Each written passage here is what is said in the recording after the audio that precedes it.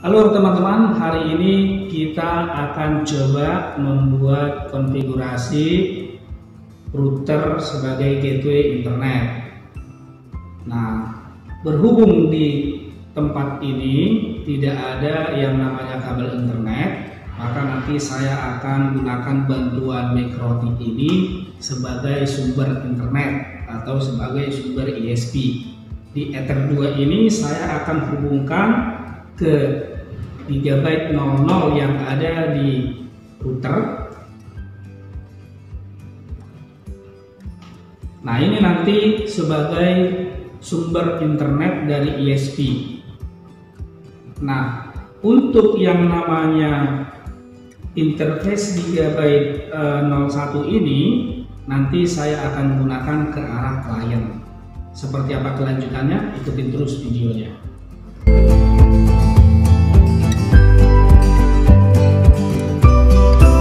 Untuk mengimplementasikan jaringan dengan router sebagai gateway internet, ada beberapa hal yang perlu kita lakukan.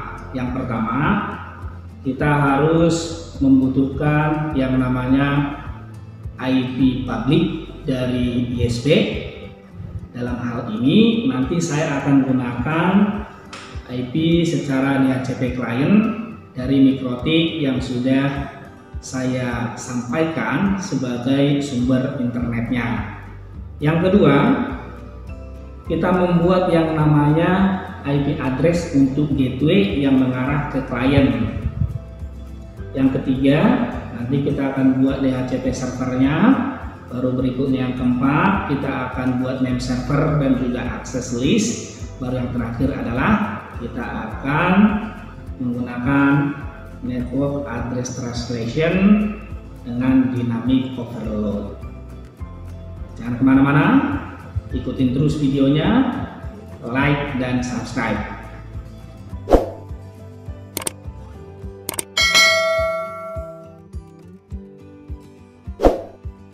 Oke, baik, kita langsung buka putihnya saja. Karena kita harus mengakses perangkatnya lewat line console.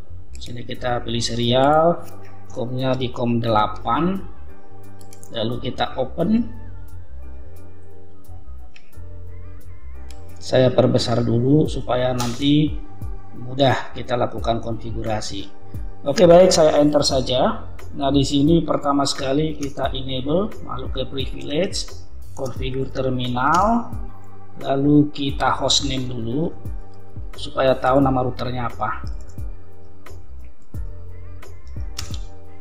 Baik, pertama sekali untuk mengimplementasikan router ini sebagai gateway internet, kita harus tahu port-port mana atau interface mana yang akan kita buat sebagai jalur internet, yang mana sebagai jalur untuk klien. Nah, di sini di interface Gigabyte 00 ini adalah sebagai gateway internet yang saya gunakan, yaitu sumber ISP dari Mikrotik, sehingga saya harus gunakan IP address secara DHCP client. IP address DHCP ya, jangan lupa. Oke, kita tunggu, nanti akan langsung di request. Kita no shutdown. Kita tunggu. Oke, sudah up. Oke, lalu kita enter. Kita akan coba lihat. Iya, sudah mendapatkan IP address di 20.20.20.254 ya. Kemudian kita akan membuat IP address juga. Untuk interface Gigabyte 01, ini adalah interface yang mengarah ke klien. Nanti untuk IP addressnya kita tambahkan secara manual sesuai dengan IP address yang kita butuhkan, IP lokal, yaitu IP address 192.168.1.1. Ini contoh saja dengan subnet max 255.255.255.0. Jangan lupa di no shutdown.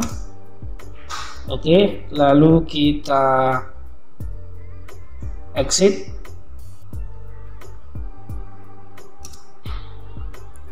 Oke, baik. Nah, sekarang kita coba show IP interface brief untuk melihat apakah IP address ini, kita exit sekali, masuk ke privilege, show IP interface brief.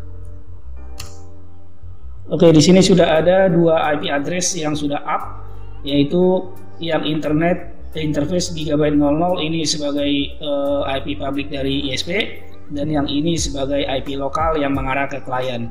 Nah, selanjutnya kita konfigur terminal lagi. Yang berikutnya adalah kita membuat yang namanya DHCP server, IP DHCP pool. Ini namanya untuk IP client.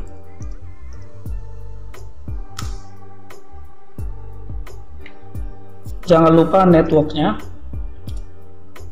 Network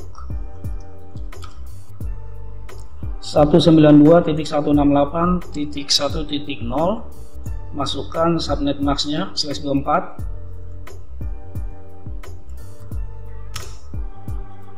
Kemudian default routernya yaitu 192.168.1.1.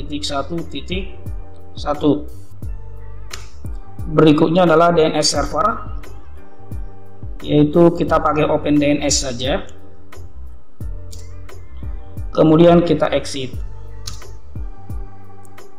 Oke, IP DHCP client, IP DHCP server sudah berhasil kita buat. Nah, langkah selanjutnya adalah kita buat yang namanya name server dan access listnya, ya. IP name server. Nah, di sini kita akan memasukkan alamat IP yang dari ISP, yaitu adalah 20.20 yang ini, ya, 20.20.20.254. Ini sebagai IP name server. Kemudian access list 1 permit 192.168.0. Jangan lupa wildcard-nya 0.0.0.255.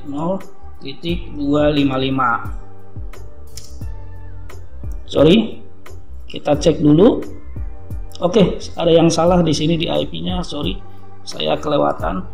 Ini adalah 1.0. Oke, kemudian kalau name server sudah, access list juga sudah. Nah, langkah selanjutnya adalah kita akan membuat yang namanya network address translation. IP NAT inside source list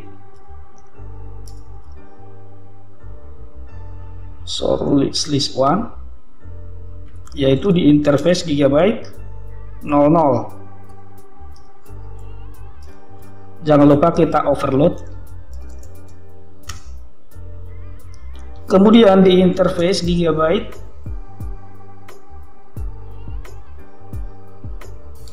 kita enter dulu di interface gigabyte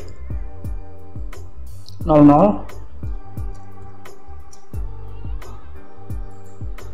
Kita kasih di sini IP NAT outside. Kita tunggu.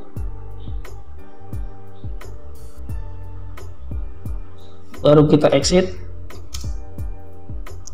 Baru di interface yang terakhir gigabyte 01. Kita kasih di sini IP NAT untuk inside. Lalu kita end. Oke. Nah, sekarang kita akan coba lakukan ping ke gateway internet, ya. Ping 20.20.20.254. Kita enter. Oke, di sini sukses, ya. Kita ping lagi ke arah DNS. Open DNS, sukses. Coba kita ping ke Google. Oke, sukses artinya dari command line kita sudah berhasil melakukan yang namanya tes koneksi, baik itu untuk gateway internet dari ISP, baik itu kepada yang namanya OpenDNS dan juga website-website ya seperti Google. Kita coba lagi ke Yahoo. Oke, berhasil juga. Nah, langkah selanjutnya bagaimana kalau kita melakukan tes koneksi ke arah internet melalui laptop kita ya.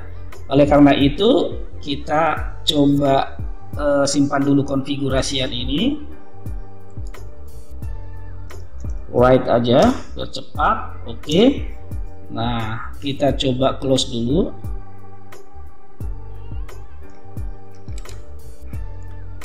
Nah, sekarang kita akan coba lihat apakah laptop kita ini atau PC kita sudah mendapatkan IP secara DHCP. Caranya kita masuk ke Open Network dan Internet Setting. Kita lihat di Ethernet, di Change Adapter Option. Oke, kita lihat di sini untuk status IP address yang kita gunakan ya. Oke, saya perbesar sedikit. Nah, di sini internet versi 4-nya di properties. Oke, kita coba dulu menggunakan automatically ya. Secara otomatis. Baru kita oke. Lalu kita close. Lalu kita lihat di sini Ethernetnya mendapatkan IP secara DHCP ya. Oke, langkah selanjutnya adalah kita akan coba tes koneksi melalui yang namanya command prompt.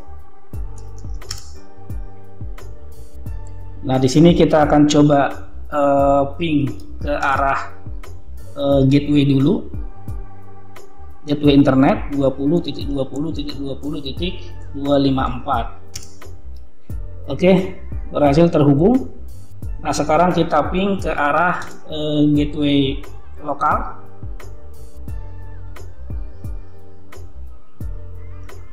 .192.168.1.1. Oke, terkoneksi. Nah, yang terakhir kita akan coba melakukan tes koneksi ke OpenDNS dan internet.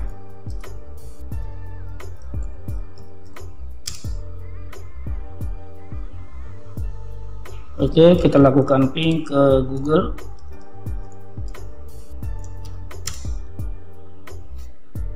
Oke, sudah terhubung ya. Jadi semuanya sudah terhubung. Baik teman-teman, itu saja yang bisa saya sampaikan untuk tutorial kali ini. Sampai ketemu di video-video berikutnya.